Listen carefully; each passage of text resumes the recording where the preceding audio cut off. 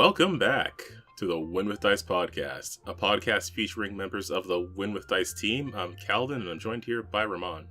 Hey, people of the internet, this is the Win with Dice podcast. This is a podcast all about tabletop RPGs. Calvin and I take a casual approach to the hobby, so on this podcast, we like to talk about the games that we love and the games that we run and the cool, wonderful people that we get to experience the hobby with. So if this is your first time kind of hearing about, I think we're going to be talking about Pathfinder stuff today, so if you never played the game, what are you doing? Go find some friends and go roll some dice and go have some fun. And if you are a player at someone's table, hey, maybe it's your turn to jump behind the GM screen and GM you for your table.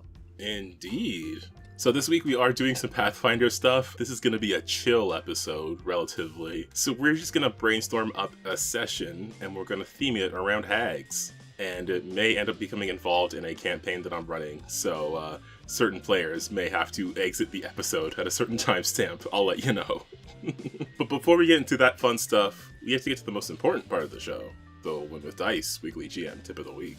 Yes, the Win with Dice Weekly GM Tip of the Week, brought to you by Calvin. Thanks, Calvin. Okay, so this is something that came up in conversation basically just yesterday at time of recording because I was running a game. This was in the Fateseer campaign that we've talked about on here a bunch, and it now has a tag on our website. So if you want to know more about that campaign, go look at that tag. And I was just talking about how before every session, I'm always nervous, and then we get into it, and I'm having a fun time. I'm improvising things, and yeah, I just wanted to tell people who might be a bit newer at running games, if you're in the same boat as me, that nervous feeling, it's not going to go away. I'll just be completely honest, it's not going to automatically go away no matter how long you've been doing it for or how much experience you have. But I will say, in-game, it does get a whole lot better. Like, before every game, I'm almost like, do I have everything I need prepared? Do I have all the tokens I need? Do I have all the notes I need? Do I have all the stats I need? Am I ready for this? And then we get into the game, and I'm improvising something I did not think of before the game. Pretty much every single time, there's something that's happening, and I'm like, oh, this would be a fun idea. Let's pull on this thread, and I will scramble something together while the players are flim-flamming. Maybe it's just a me personally thing, but I feel like it's probably not just me. I think that nervous feeling for a lot of people won't just disappear, but once you actually get into the game, you'll be able to breathe a little bit easier because you'll be bouncing ideas off of other people and not just within your own head. Yeah, I think that the nervousness really comes from the fact that you're the most responsible player at the table, right? Like, it's like there's like so much you have to prepare and do and stuff like that. So like the nervousness is like, oh, if I do something wrong. But honestly, like you got to remember that you are a player too. Even though, you know, you're playing with a little bit of different set of rules and you're playing everybody else in the story campaign. But just remember, like, you know, have fun, and all of your friends aren't critiquing you. Like, they're just there to roll some dice and chill out. Yeah, they're there to have fun too. Yeah, no, I think that nervous feeling is definitely always there, especially if you've taken a break, that little nervous feeling, and then coming back and jumping back into things. It's always like, you know, you're trying to turn that like little nervous anxiety into like excitedness, and that usually helps out. Yeah, it will be maybe a bit more severe if there's been a lot of space between the games, especially if you thought, you know, you had everything planned out, and then you come back to it and you're like, oh no, I didn't. But then you get into the game and, you know, sometimes you don't even get to the thing you're actually worried about because you flim-flam so much other stuff. Exactly. You got to give yourself space. Give yourself space to breathe. Give the room. You're not, you know, you're not a video game. Remember, you're like a person. You're here to have fun. You're here to role play. You're here to do something interesting. So just chill out, do something interesting, and your players would have a good time. And you're going to have a good time. Exactly. Just be prepared to, you know, not do the things you had ready because you're having too much fun. Exactly. Yeah, there you go, folks. That's your tip of the week. The nervous feeling won't go away, but, you know, it always turns out into excitement as the game kind of progresses anyway. So don't worry about it. Even veterans get it, and just go have some fun. Indeed. All right, let's hop into this episode. Since I mentioned the Fateseer campaign in our tip of the week section, I will say there was a bit of a hag situation that came up that we can maybe get into a bit. But for the purposes of this episode, I just wanted to do something relaxing today. And that means we do a classic session prep brainstorming episode. I feel like it's been a while since we've done one. I'm not going to look at the schedule because I don't want to prove myself wrong. But yeah, no, it's definitely been a couple of months since we've, you know, built something from scratch. Yeah, it feels like it's been a long time, so this seems appropriate to hop back into. What I would like to do is create something around those creatures, and maybe it'll come up in the campaign, maybe I'll throw it away, maybe this will just be a fun exercise. I have no way of knowing yet. But I do want to tie it to this campaign, so I will say, because I know there's players in this campaign who listen to the podcast, I'm going to put a timestamp in for when you're allowed to start listening again, and you can just skip there. I feel like it's like the whole episode, but like, all right, like, yeah, probably. The timestamp is like, it's like the end of the video. Be like, thanks, guys. Just go to the outro. Yeah.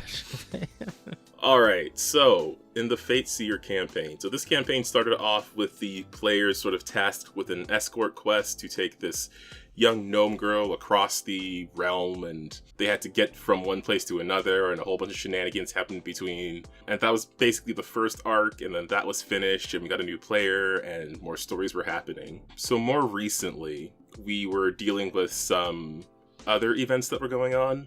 In particular, a friend of the party by the name of Alina Coincatcher, this roguish bard, who started off as someone who was just like a bandit ambushing the party at the side of the road, and then became sort of rivals and now are sort of friends because she helped in a major way in the finale of the first arc. The party discovered through contact of Alina's that Alina had been petrified, and this had happened because of her crossing a Medusa is the name that they give the creature. So the players were on like another mini arc, basically trying to unpetrify Alina. And along the way, they encountered some hags. On their travels, they were going past like a magic school. So they went to that magic school to look for help for a way to unpetrify Alina. They were talking to the dean, and I will admit, my original idea for this session was just the dean will give them some general, like, here's a combat task for you to deal with, so they could just, flex their combat abilities. I think they had leveled up pretty recently, so I just want them to, have some fun with their new abilities and whatever. But someone brought up the idea of hags, and I was like, yeah, the problem is hags. So in the background, I'm scrambling to set up a hag encounter, and basically I'm describing the situation, because this magic school focuses on, like, bardic magic, and several of the students have been cursed by a group of hags to essentially, like, their bodies are completely unable to make any sound. So not only can they not make music, like they can't play an instrument or sing, like if you were to put your ear to their chest, you couldn't even hear their heartbeat, even though they're very, like, clearly alive. Wow. That is such a good haggy thing to do, actually. Right? Like, that's such a cruel thing. These poor people, their entire lives is, making sound out of their body, right? So it's like, that's so funny. Although I think the writing one, but I guess this orator, because you have to say it, right? So yeah, like I write poetry. Yeah. I guess. You know what? You're right. I think the poets got off pretty easy. And they're like, we were sad anyway. Okay, well, everyone except the poets was screwed. So yeah, the party was tasked with, like, they were given the location of this, like, cabin in the woods where the hags were hanging out. And as they made the trek over there, just to summarize things a bit, they found the dean there, who they were talking to previously, who they had gone to for advice. It turned out the dean herself was a hag in disguise, and was using that position to sort of, like, lure and manipulate students. So they got into a combat. There was the disguised dean hag, there were a couple other hags. One of them almost killed their favorite NPC, Brima, which I think I talked about a while ago after that session happened, because I had to let go of the Calvin who likes Brima and be the Calvin who is the person running this game. And the dice decided these things would happen, so they had to happen. Mm-mm. So unfortunately, our poor little Brima basically got, like, impaled by a metal spike. But the party was able to recover from that fight, although one of the hags did get away. But they were able to find the real dean and sort things out there, and they had to continue on their story. They were able to save Alina, but that is a story for another time, perhaps. But what I wanted to do is, I wanted to take that one stray hag, and I wanted to do something. Because I feel like with hags, like, and this might just be because I'm coming off of Baldur's Gate 3 and of our previous campaigns, and just thinking about hags, like, they can just do whatever. Like, their curses don't have to be the specific flavors or things that are present in the books. Those do give them a pretty good direction to go in, but, like, the whole no sound curse thing, like, that's not written anywhere as far as I know. I was just thought, like, what would be the worst thing you could do to a magic music student? Take away their sound. So, yeah, I was just thinking, like, can we do something with that one hag, or just some hags that are causing trouble? And if I can throw it into the campaign at some point, I'm not sure. Whenever this Medusa arc wraps up, just another problem for them to have. You stopped this hag's fun or whatever they were trying to do, right? Yes. Or maybe what their coven was trying to do. But yeah, I assume that she would be seeking out for revenge. Because the cool thing about hags is that they can just spy on you whenever they want, right? Like, they like plot in the background, and they're also just kind of like bitter and definitely can hold a grudge for a while, right? So it's definitely a nice little scheming type of adversary. Exactly. That's kind of what I'm thinking. And additionally, the one that got away, it was an Iron Hag, as they are referred to now in the Monster Core book. And this is the one that nearly killed their favorite NPC. Because if I recall the game correctly, I think she did there was some sort of illusory thing that also happened. And then she was able to, like, just barely get away with, like, very little hit points left. But yeah, the other hags there ended up also, like, dying in combat. So I don't know if that's going to influence how we go with things. Probably not, but is this hag just going to be out seeking revenge? Is she just going to move on to somewhere else and do something there? Is she going to, like, rebuild her coven? Because the hags do need covens to access certain spells. Well, yes, and yes, probably all of them at once. Like, fair. Yeah, I mean, I feel like this hag is gonna go lick her wounds, and then obviously try and rebuild her coven. I mean, maybe she has to go negotiate or something with some other bad guy out there to get revenge, being like, screw these guys. I mean, I don't know. Has the PCs made any new enemies lately? I love a good team up. Oh, well, actually, yes, and yes. They've made a couple.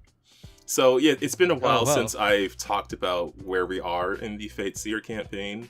But the two major enemies they have right now, I guess arguably three, but the two that would come to mind immediately is the Medusa that they're dealing with by the name of Vona. She used to be the one who ran the gang that Alina was in charge of when the party caught up to her. Alina, of course, just betrayed her at some point. But when Vona was running things, the gang, the Viper's Hand, because I do love a very silly name if you think about it. But the Viper's Hand was more of like a group of very brutal and deadly assassins. But under Alina, they were more like bandits and street toughs, more of a place for like downtrodden people that they would have something to do and somewhere to work together, as opposed to just being like abandoned by society. Even if that thing was, of course, robbing people at the side of the road, but they were, charming about it. I love that this random NPC has become Robin Hood. Because you're just like, I guess the players like this person. Yeah. I do need to catch up on that, because I had a perfect opportunity to kill Alina before the end of the first arc, and there's still a part of me that regrets not doing it, because it would have been so appropriate. But she is still here, so... Yeah, well, she ain't dead yet. Yeah, yet. So there is Vona, who has returned to take control of the Viper's Hand, and there is Zarnilla, the succubus, who has who once influenced a certain member of the party, and has a very large connection to the new player and the new member of the party. The new member of the party being someone whose backstory is that they were resurrected, essentially, but they don't have memories of their previous life. And Zarnilla claims that their resurrection is because of her, so they basically have to work for her. And there was a lot of pressure being put on them because Zarnilla did want Brima, this NPC the party is supposed to protect. And a lot of that came to a head at the end of the first arc. And because this player didn't go through with what Zarnilla wanted, she has been kind of in the background. Like, she hasn't been as significant a force as she was before the end of that first arc, but she is still, like, very much present. She just hasn't made her move yet, I should say. Okay, cool. So those would be, I guess, the two main villains that they're dealing with. And then, of course, there was the previous one. You know when you really like a character, but the players don't?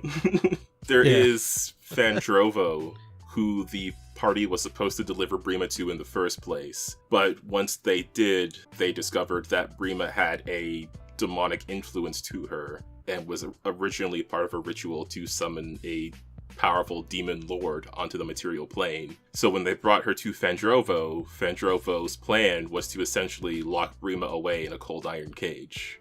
And this is something that she had planned to do essentially from the beginning. But they were able to rescue Brima. They fought Fandrovo, who is, because it's like Fandrovo is essentially a champion. She's a paladin, whatever term you want to use. She is a good aligned villain, is what I was aiming for. So the party was eventually able to negotiate with her to make her see the error of her ways. Because Fandrovo's whole thing was like, I've been put in a position where I have to protect the entire realm.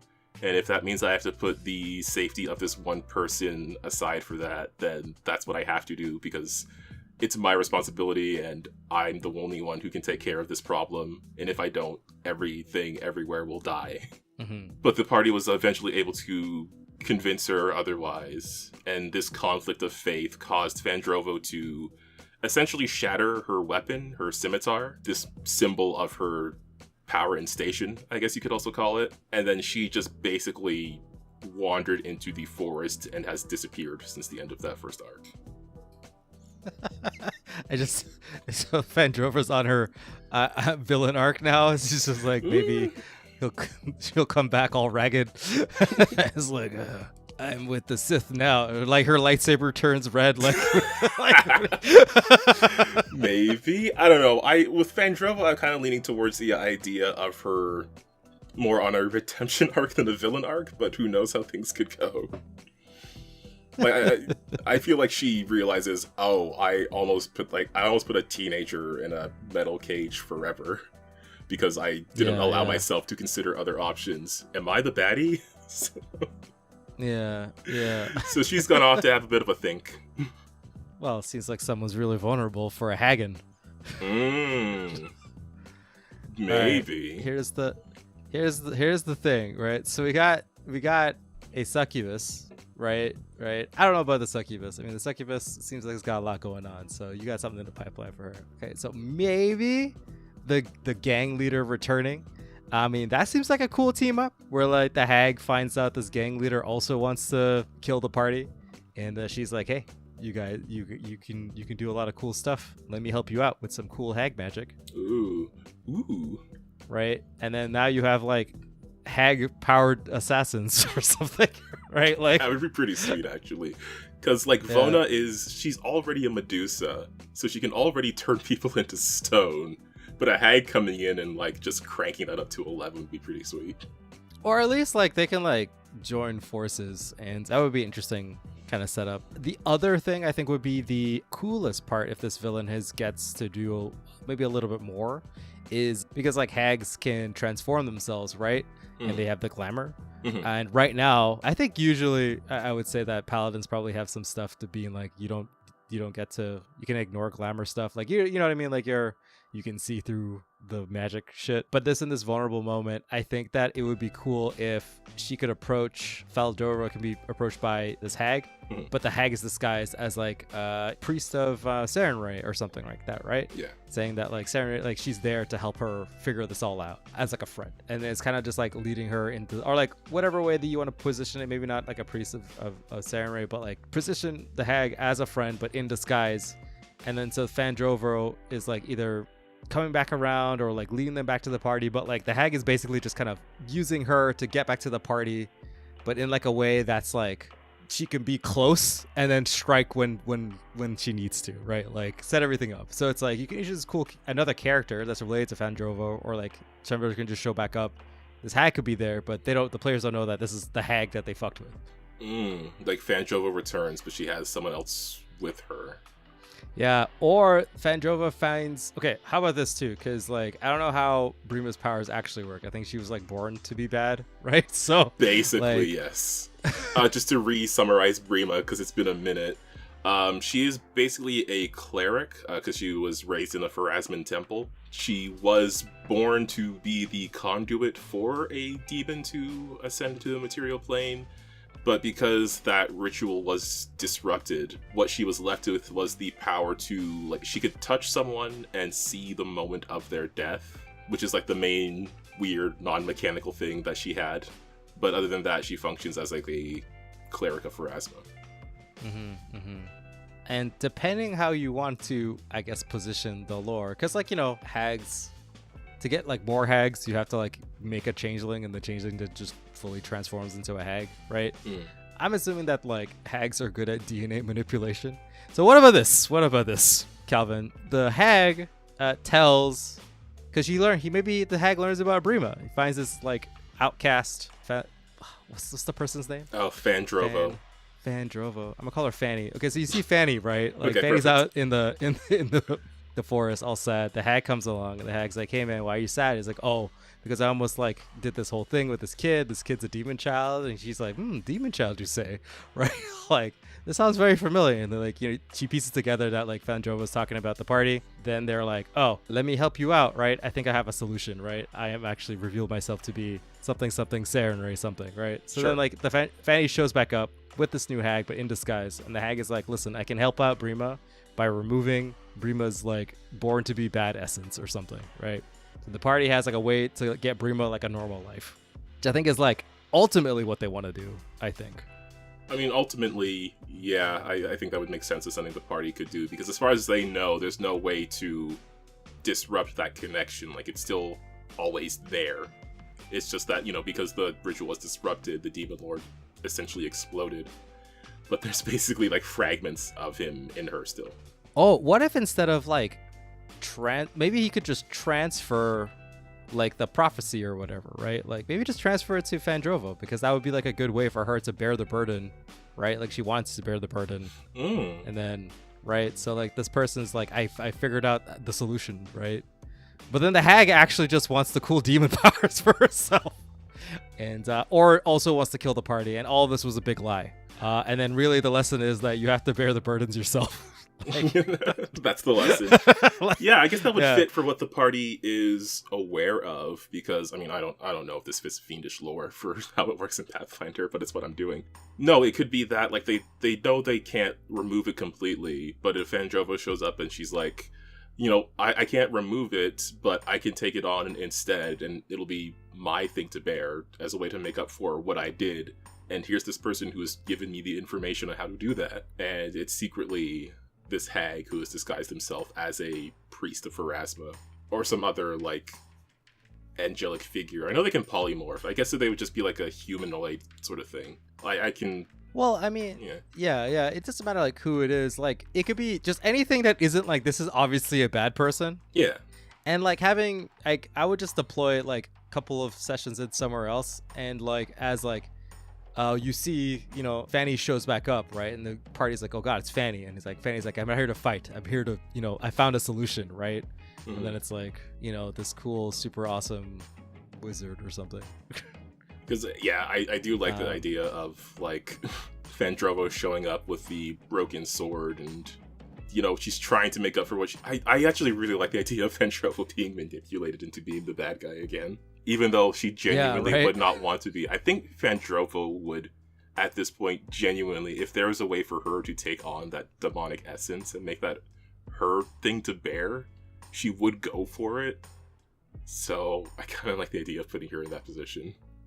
Yeah, and like it could even be like, but we have to go to a specific place, and maybe it's like a dungeon the party has to go through, and it's like then you have to do the ritual here, and then the ritual happens, and the hag's like, I need like somebody else to like be a part of it, and it's like, it doesn't have to be magical, and then you have the whole party doing this crazy ritual, and then all of a sudden the trap springs and everybody's like locked in to a big magical fight with some asshole. That could be a pretty fun thing. It depends how like climactic you want to be this hag. I mean, this hag sounds like a mischievous person trying to like either seal people's magic away or steal it or something. Like, I'm sure like it was more like they stole this person's sound, right? So maybe she's looking to add more shit to her collection of stuff, right? Yeah, because what we're describing is like kind of like a climax situation where like the campaign could just end. It could. Yeah, I'm kind of picturing now like that fight being, I guess, mainly the hag. Maybe she can summon some minions. She might not have the coven, but she might be like, well, I'll break the rules, whatever. I've stolen this demonic power, and now that gives me access to coven spells, at least temporarily. Yeah, for sure. Or like maybe she was able to collect the coven, but everyone's glamored, right? And they're all a bunch of them there. Depends how much you want. If you want to just do another round of hag fights again with the coven spells. I mean, and again, it sounds like this might be like a drop it into a couple of sessions later kind of deal instead of it being like the next one, right? Because it's like a little bit more like now we're kind of heading towards the end of things, and it's a pretty good solution to the problem of Brima is the best, and she's also born to be bad, right? Yeah, this is a pretty it does sound like a pretty significant climax, especially if we bring Fandrovo back. So this would definitely happen after that whole Vona taking over the gang arc, probably after the Zarnilla thing is wrapped up, and then this would be like if I had a finale for the campaign. That's probably the way I would chart it out. Yeah, or, I mean, if it's the next arc is like this assassin taking back her gang, the hag could just also show back up, like, at the wrong time. Or like when the fight's kicking off, the hag also just shows up. The hag is like glamored as like a member. Nobody realized that like this fight was going to be like, oh yeah, we're going to beat up some bandits. And then all of a sudden there's hags here. And it's just like, actually, fuck everybody. Like, ooh. Yeah, just someone who was like, I feel like the hag could figure out, if they wanted to, they can scribe, they can do whatever, they can figure out what's going on with this gang situation, they can put someone in the organization, and they could just be in there, one of the combatants just suddenly seems a bit more effective, and maybe they get away, maybe they don't. So but where's this coven coming from, if that is a thing that happens? Like, did she just go... I just assume that there's just like... there's like a network of hags, like there's like a hag LinkedIn. It's always yeah, right. Like looking for, like I'm sure that like maybe she was a part of some other hags. Maybe there was a split. Like I always run hags like they're always like breaking up and getting back together. You know what I mean? Like it's like they run a few years of like jamming out, and then it's like well, I guess we ran our course, and then it's just like they split up and do their own thing for a little bit because it's always like who's the head hag. Right, who's the matriarch? And there's a big infighting. And he's like, well, I can do a better job on my own. And then he's like, get out of here. So then, like, she leaves. And then now she comes crawling back. Or she just has some babies. Like, I don't know. Like, hags are weird. So, whatever you want. Okay, so we could just get whatever. Because I have been, as creepy as it is, I have been looking for an excuse to use a sweet hag. With the image appearing on screen now. Oh, I hate that thing so much. If you hear creepy sounds in the background, that's not me. The sweet hag picture just does that. I kind of like the idea of like these hags being like maybe either they show up as part of the so-called Samurai priests like group, or they just show up as like background NPCs the party encounters along the way, and then they all end up in the same place. Yeah, and then all of a sudden, boom, actually, I was the villain all along. It could be a thing like, if it plays out the way we were talking about before, where the original hag draws the players into a certain location to do this ritual, then they're there, and then, other people show up, there's like, oh, this random chef that we've made friends with back in another town, why are you here? And then, like, maybe some other people that they might have met again as minor NPCs are there as well, and then... they shapeshift, it turns out that's the coven. The hag springs her trap. Brima might be incapacitated for a bit, which would be very unlucky because she basically has all the heal spells. And Fanny's also gonna be incapacitated. Let's just say that. So the party has to do some legwork until they're back to... Because Fanny's pretty strong, so yes. I'm sure she can punch some hags. Like she is... I'm trying to remember how long it's been since we talked about Fandrovo's deal, because I don't remember if we talked about we talked about the finale of the first arc at least for that campaign. I don't know how much people care about having spoilers for a campaign they aren't in, but Fandrovo, she has access to incredible abilities, including the ability, a power that was just referred to as the Realm, which is the ability to freeze time. But she's able to move and attack people within that frozen time. It was basically a JoJo's reference, if it's not obvious. Yeah, and like maybe she like lost the power because she's all in doubt, right? Like Yeah. half of champions' powers is their convictions. So she lost those convictions. Maybe like she's depowered for now. She doesn't have access to the realm, but she's still like, she still has like probably like 20 strength or something. She could punch somebody pretty good. Yeah, she can still swing like her broken scimitar. I for sure, if there's nothing else, I for sure need the broken scimitar. I just really like that image. Yeah. I think you probably need to have a moment where like the players have to convince Fandrovo that like she's fine. Like maybe like to like so that she feels better about herself. Ooh. And then she could get her powers back. And then maybe like I don't know, the sword reforms. That's kind of like a cool moment, like of just like actually Sanrei is like, here you go, kid. Like you've learned your lesson. Like yeah, you finally stopped making me look bad. Here's your sword back. Exactly, right? Like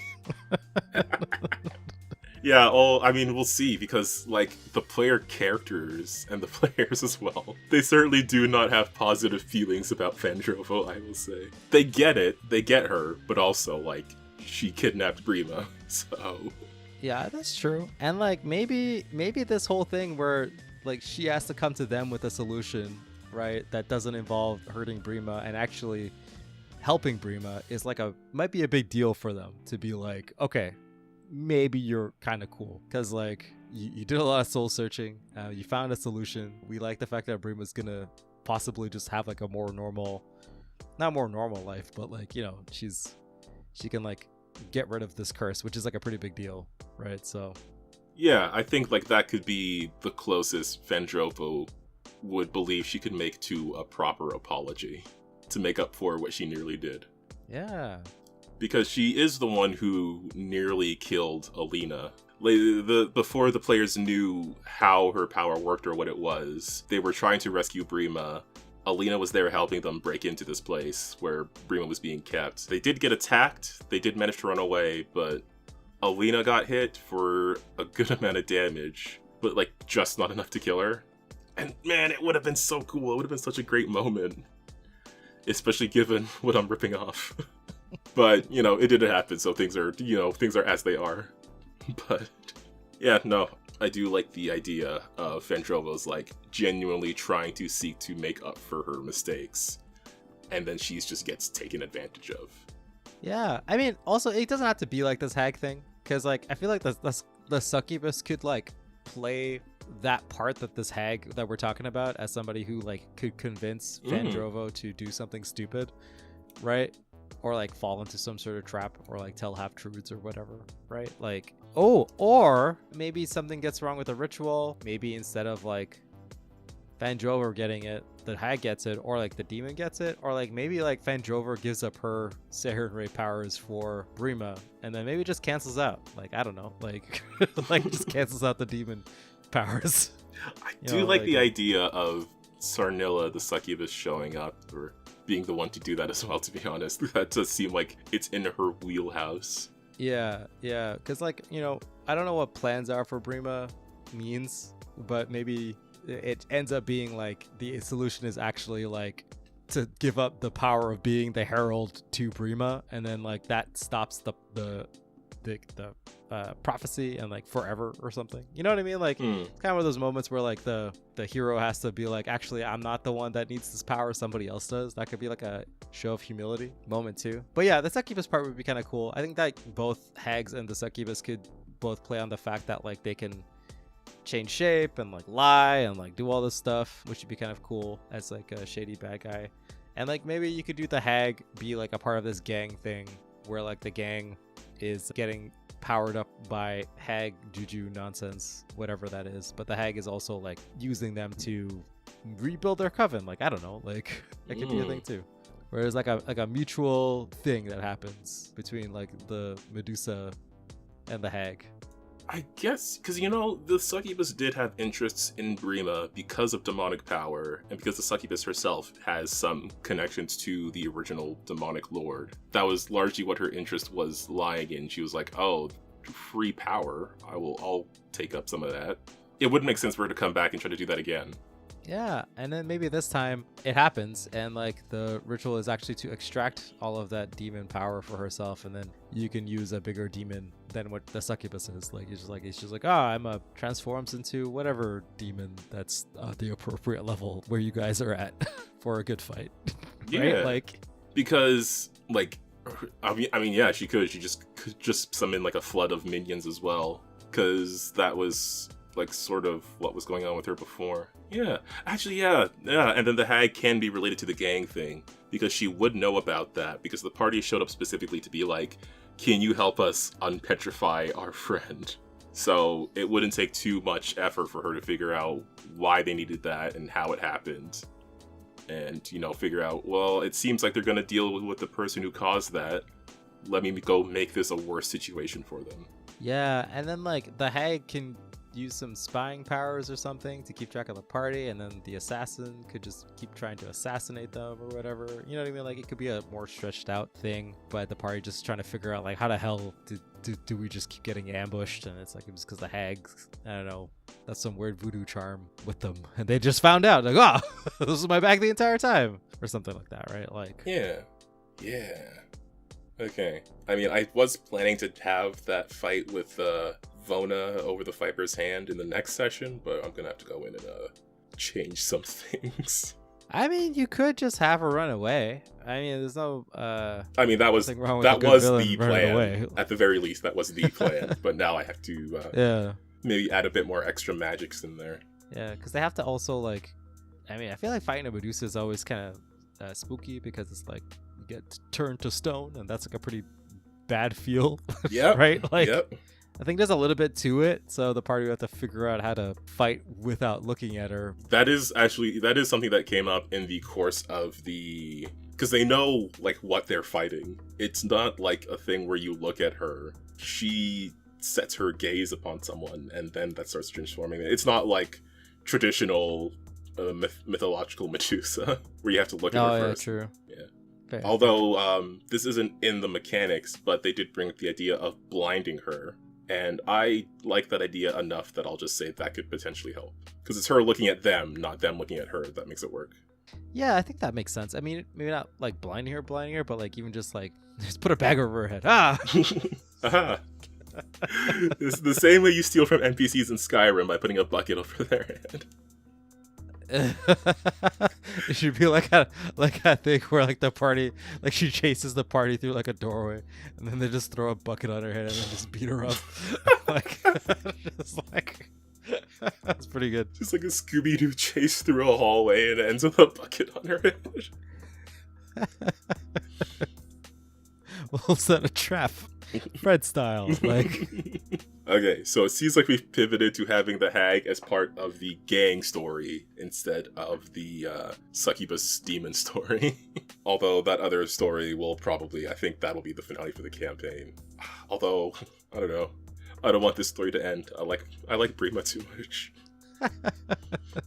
I mean, that's fair. It could be a ways away. Like, Fanny could take a while. The players might find a better idea. Maybe Brima grows up and feels okay about the whole situation. Like, there's like lots of things to resolve. It doesn't have to be that, but I think like kind of tying it to like the last minute switcheroo would be a pretty fun thing to pull off, and the party would be like, oh damn it, I thought we were gonna do it, and then like the one person who was like trying to do good finally does a little good. Like, I think it's kind of like a good feel ending, assuming that everything works out and everyone makes it out alive, right? Assuming that, yes.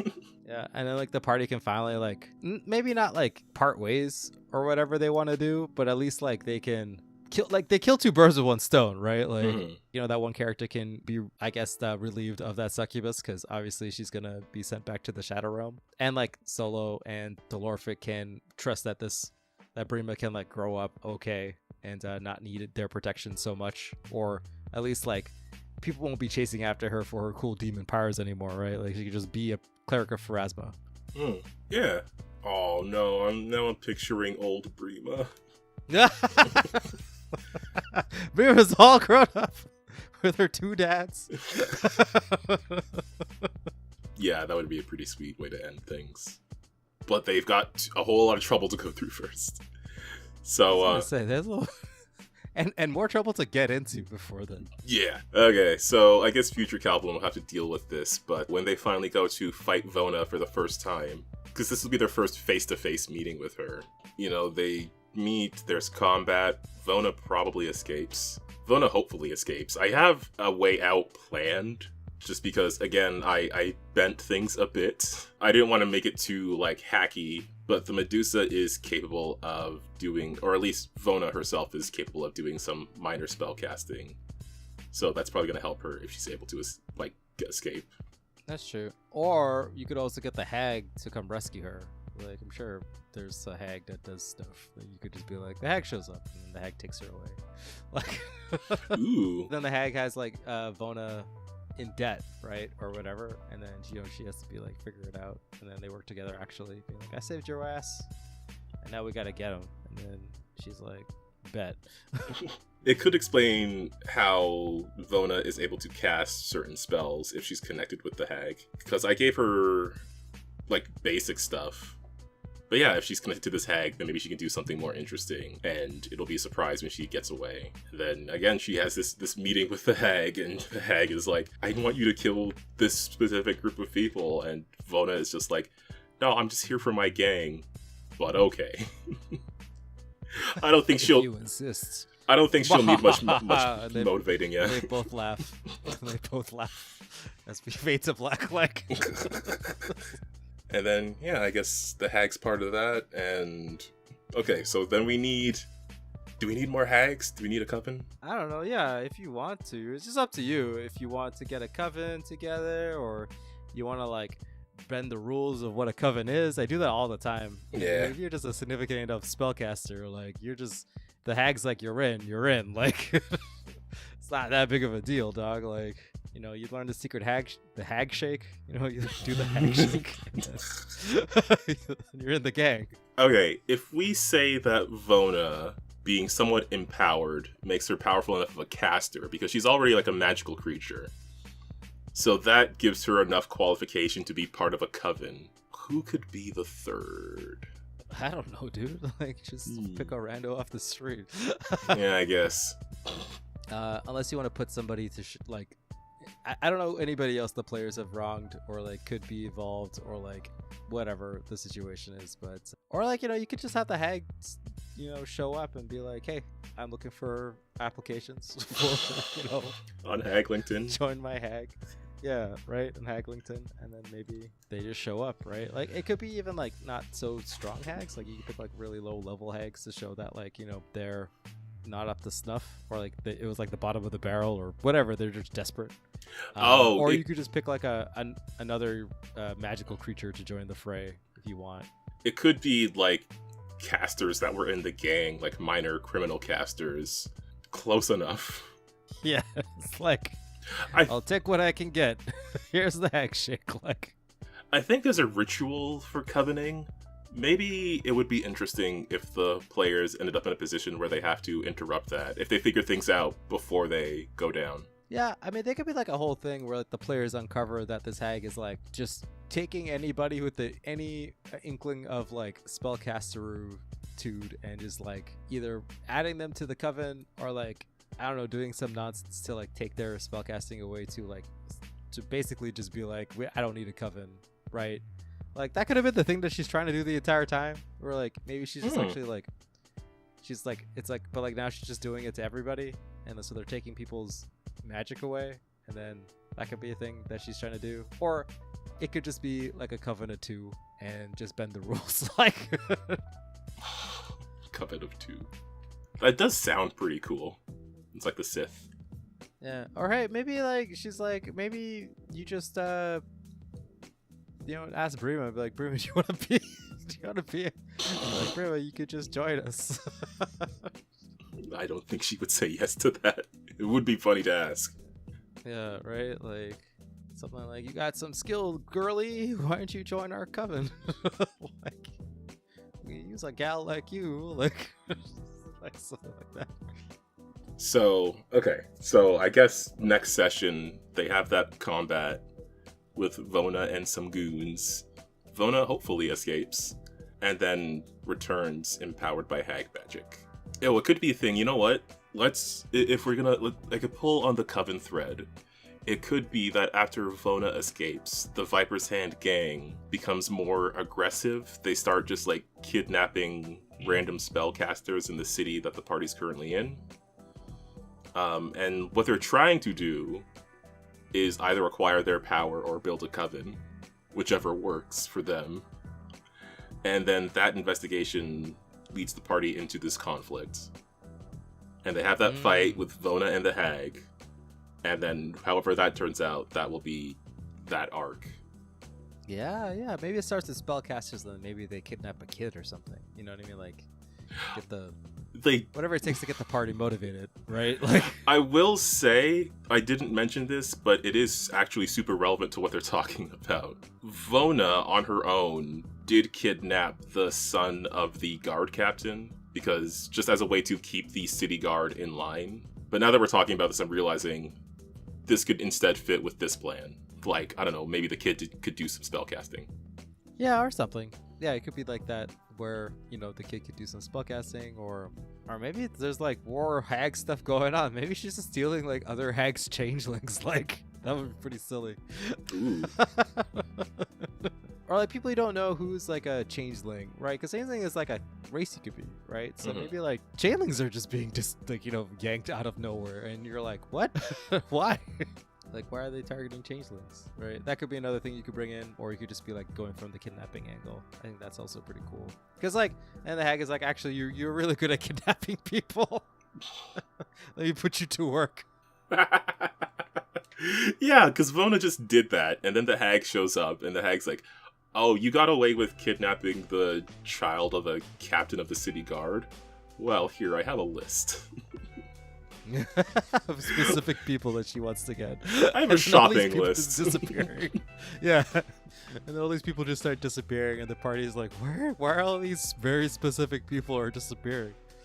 Turns out, someone's hagging up the place. Okay, well, I guess I have the rest of the campaign planned out now. The Vona fight happens.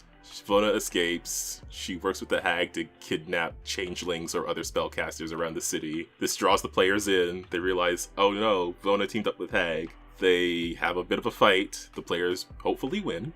And then after that, Zarnilla is like, you know, she tried to get through to Brima through the other player character. It didn't work out. So she's like, fine, I'll do it myself. With Vendrovo. Vendrovo shows up. She says, oh, I can help Brima get rid of this demonic power. But it's actually a trap. And then Zarnilla gets super powerful. She summons a bunch of demons. There's a big old fight. And then, assuming the players survive, we figure out the end of the campaign. Yeah. And like, I think it'd be cool to like have the players have to travel again somewhere. Like, just put a point on the map being like, I found a place that we could do this ritual that'll like help with the, you know, the whole transfer thing or whatever, right?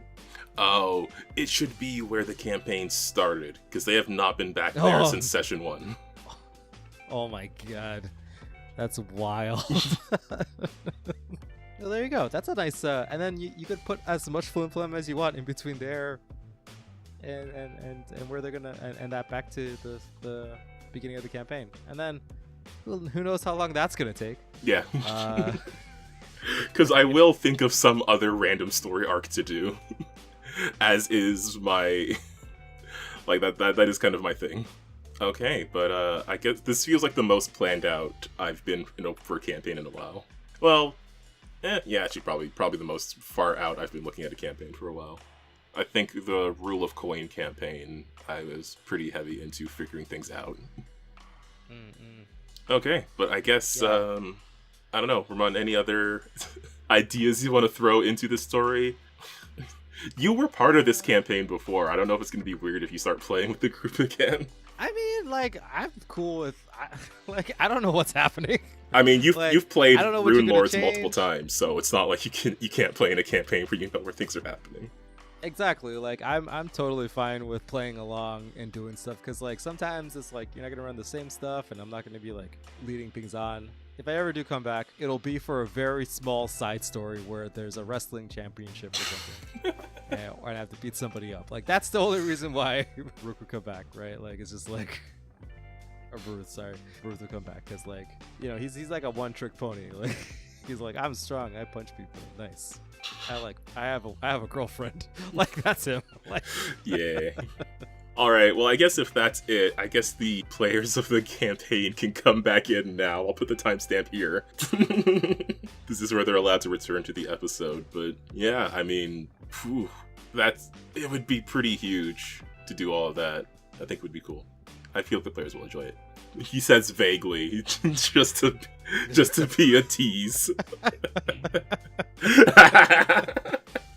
Yeah, those if you guys are like, actually, yeah, it'll be really good if what we discussed actually gets pulled off. So I don't know, maybe don't read the comments too. Like, just stay away. Yeah, don't read the comments either. If there is something. Oh no. There, you know, I have no clue how long it's going to take Calvin to do anything, because like he counts how long it would take for horses to move through the terrain and shit. So like, I don't know. It's very like, important. This could be like forever from now anyway. So, and things might change by then. Oh, I didn't like say it out loud. I just had like a minor comment on it, but I did start using the random weather generator again. God.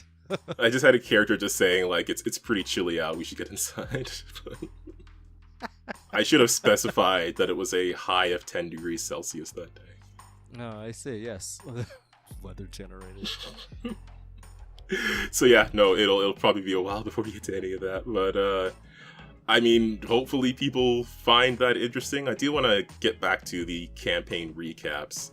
I kind of want to be a bit more like, I want to cover more at once with them, because I think we were talking about this off camera or off podcast, whatever the phrase is as well. But I do also like, I want to get back to them, and I want to just cover like I want to cover like a bunch of sessions at once and get everything out there and just see the high points of those stories.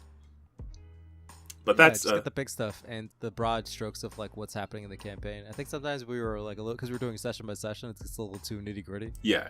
I want to just get to the main points, because like there's a whole lot of stuff going on in these games. Because all my Fateseer sessions, like there's sometimes like once a month or every couple of months, but then we play for like 5, 6, 7 hours, and then I am like physically drained, but also very happy. Yeah, I saw you guys. I was like, I checked, so you guys are still in the Discord chat. And I was like, what the hell? You know what time it is? Yeah. You guys still playing? That was wild, dude. Some people aren't even in this time zone. Like, yeah, no, that. Oh man, yeah. Bro, Ramon, you got to join us for a game again. You got to see like where things are now. Well, I don't know, man. I don't know if I could commit to like 6-7 hours worth of gameplay. That's a lot. You know what? That's fair. I think that if Bruce comes in as a side character, he'll show up, punch some dudes, and then just be like, all right, deuces, and just fade out. Like, that's all he needs to do. Exactly.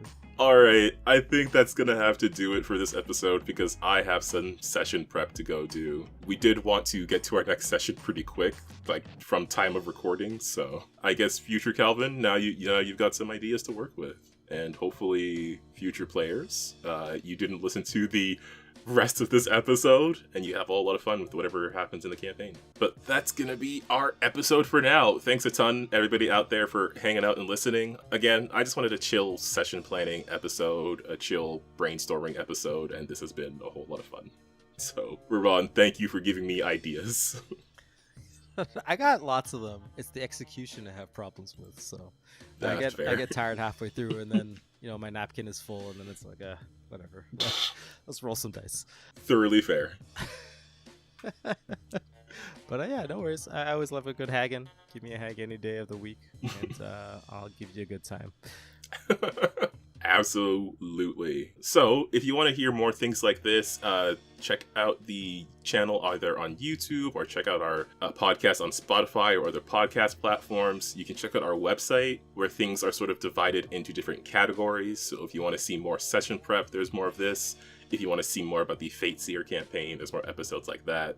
Also linked below is a whole bunch of other writers and creators we've had on the show over the years. If you're into the Lancer RPG, there's a whole lot of that, but there's also a whole lot of other games to try out, like Soar or Dawn or Mechanized Body, which Ramon can talk about. And there's other channels like Vault Companions and Untold Stories Project that have a whole bunch of fun stuff going on. Ramon, why don't you tell the people about Mechanized Body?